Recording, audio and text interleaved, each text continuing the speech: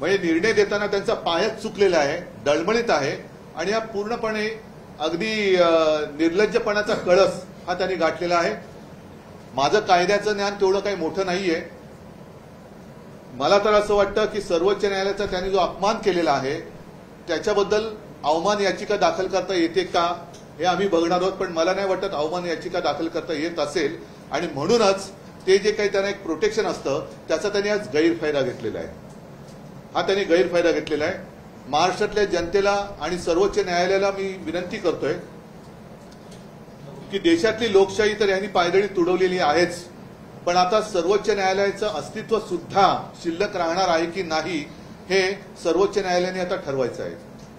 सर्वोच्च न्यायालयाने जर आम्हाला त्यांच्या विरुद्ध अवमान याचिका दाखल करता येत नसेल तर स्वतःहून ज्याला सुमोटो म्हणतात अशी काही कारवाई सर्वोच्च न्यायालय करणार आहे का?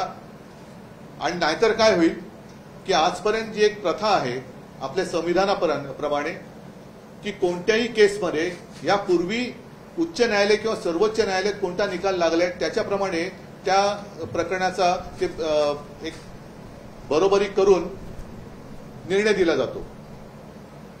असं असताना याच्यापुढे सर्वोच्च न्यायालयात अशा जर का काही केसेस आल्या तर मग ह्या लवादाचा निर्णय तिकडे मानला जाणार आहे का सर्वोच्च न्यायालयाने जो निर्णय दिला होता किंवा जो निर्देश दिले तो मानला जायला पाहिजे हे सुद्धा बघणं हे आता फार गंभीर ही बाब झालेली आहे आणि फार मोठं कुतूहलाची राहणार आहे. ज्या पद्धतीने आपण बघतो की सर्वोच्च न्यायालयामध्ये सुनावणीमध्ये जवळपास वर्षभर गेलं, त्याच्यानंतर आता राहुल नार्वेकरांनी अध्यक्ष म्हणून वर्षभर काढलं आणि ते सुद्धा सुप्रीम कोर्टने जर का त्यांना जर मुदत दिली नसती तर त्यांनी आणखीन जोपर्यंत नाही मला एवढंच आहे म्हणून मी सुप्रीम कोर्टला विनंती करतोय की आपल्यासमोर या सगळ्या गोष्टी झालेल्या आहेत. आपण सगळ्या गोष्टी ऐकून यांना स्पष्ट शब्दात आदेश दिले होते की या तारखेला सुनील प्रभू आणि हे होते, त्या दिवशी काय परिस्थिती ती बघा आणि तसा तुम्ही निर्णय घ्या. तो न घेता त्यांनी त्याच्या बाहेर जाऊन प्रोसिजर बघितली, घटना ये ते त्या दिवशी व्हीप कोणाचा होता? कारण जर तुम्ही मग काय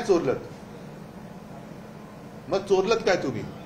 आणि आजही माझं असं म्हणणं आहे की या लोकांमध्ये हिंमत नाहीये, स्वतःच्या ताकदीवरती स्वतःच्या वडिलांच्या नावावरती हे मतं मागू शकत नाहीत.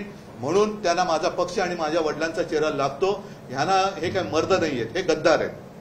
देवेंद्र फडणवीसांनी म्हटलंय सरकार पूर्णपणे संविधानिक मार्गाने नाही. सुप्रीम कोर्टाचे आज शिक्कामोर्तब नाही त्यांचं म्हणजेच ते देवेंद्र फडणवीस सुद्धा सुप्रीम कोर्टाचा अपमान करतायत. कारण सुप्रीम कोर्टाने त्यावेळेला जे सगळं म्हटलं होतं की राज्यपालांनी केलेल्या कारवाया सगळ्या चुकीच्या होत्या, सगळं काही चूक होतं आणि केवळ एक नाईलाज म्हणून त्यांनी यांना मान्यता दिली होती. म्हणजे हे सगळं बाद झालेलं सरकार आहे.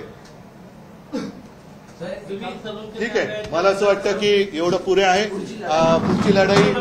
पुढची लढाई लढणार आणि आम्हाला खात्री आहे की अजूनही सर्वोच्च न्यायालय हे निपक्षपातीपणाने जनतेला लोकशाहीला न्याय दिल्याशिवाय राहणार नाही. धन्यवाद.